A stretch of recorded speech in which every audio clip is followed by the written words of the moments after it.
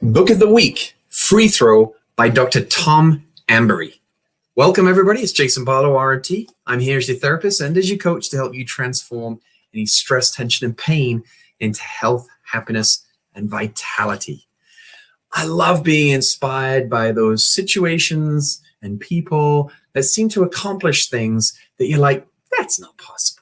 There's no way. You know, when we have doubts about ourselves, that's revealing something to us first and foremost.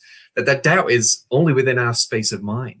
You know, think back to Roger Bannister when he broke the 1 mile record for, covering that distance running.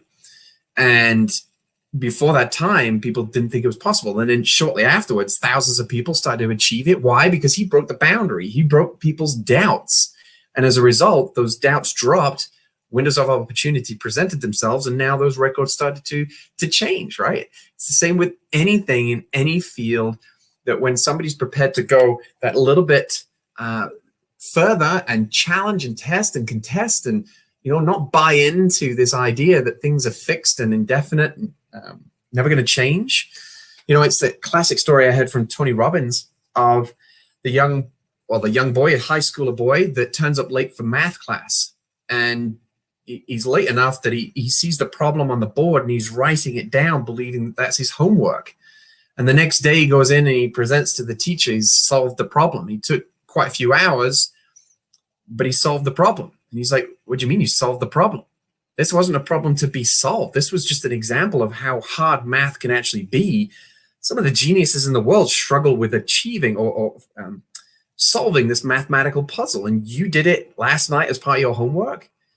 Well, why was that possible? Because the kid did not have in his mind that this was a genius mathematical equation. He just applied himself and got after it. So when we remove doubts from ourselves, it's amazing the things that we can achieve. Now, I say that to you as a therapist in the sense of what is it that's blocking you right now by way of the thoughts and suppressions that you might have within your own mind, because that's where they're coming from ultimately, that's limiting you and preventing you from actually healing and achieving more health, happiness, and vitality. Because you've got to check that.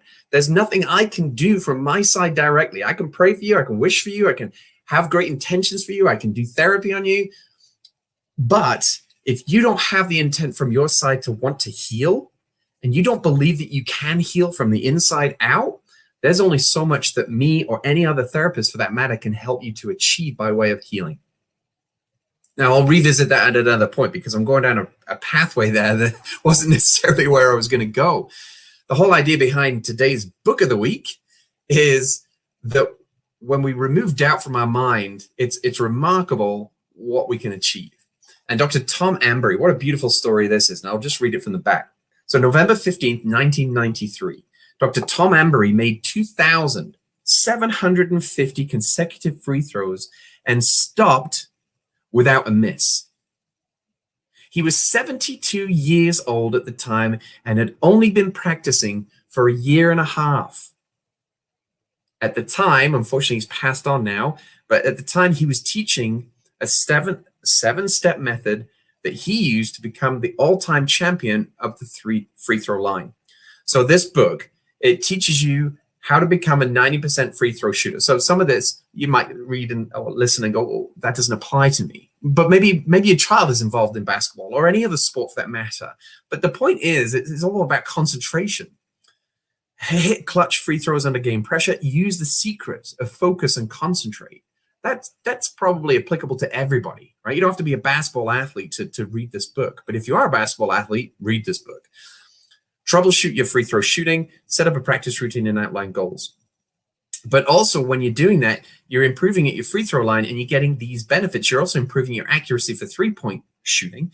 The other team will be afraid to foul you.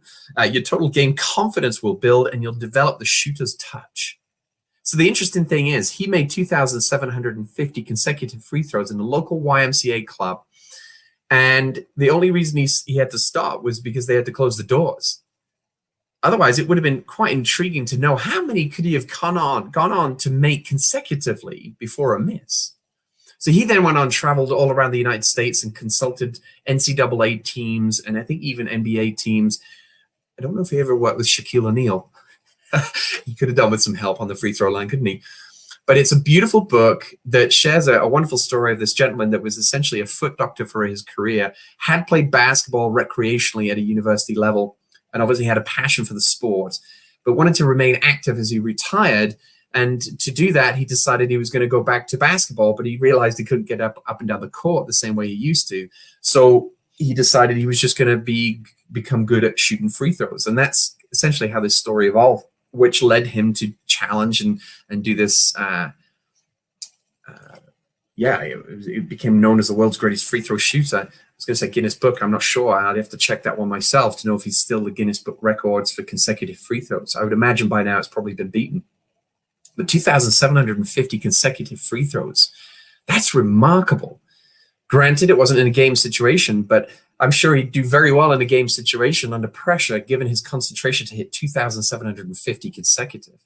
So this is a book all about concentration. It's applicable. You can put this into context as a parent, as a business owner, as an athlete, anything that you're trying to pursue, as a meditator. This is a beautiful book.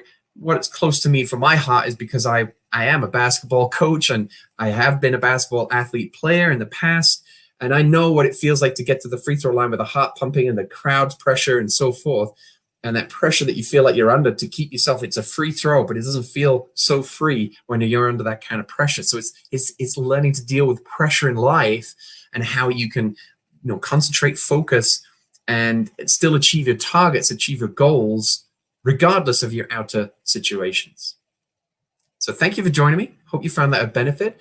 I believe we're up to about 18 books now over the last couple, well, I guess it's longer than that. It's 18 weeks, isn't it? So that's coming on several months.